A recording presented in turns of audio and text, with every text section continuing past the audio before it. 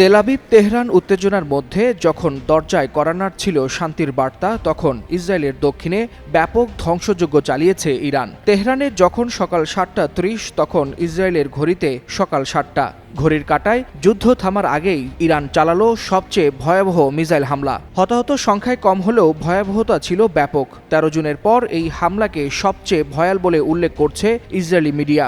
ইসরায়েলের জরুরি সেবা সংস্থা মাগেন ডেভিড অ্যাডামের বরাতে বিবিসি জানায়, বিস্ফোরণে বিধ্বস্ত ঘরবাড়ি, পুড়ে গেছে আশেপাশে থাকা সকল যানবাহন, যেন বারুদের ছায়ায় হারিয়ে গেছে জীবনের সমস্ত ছন্দ।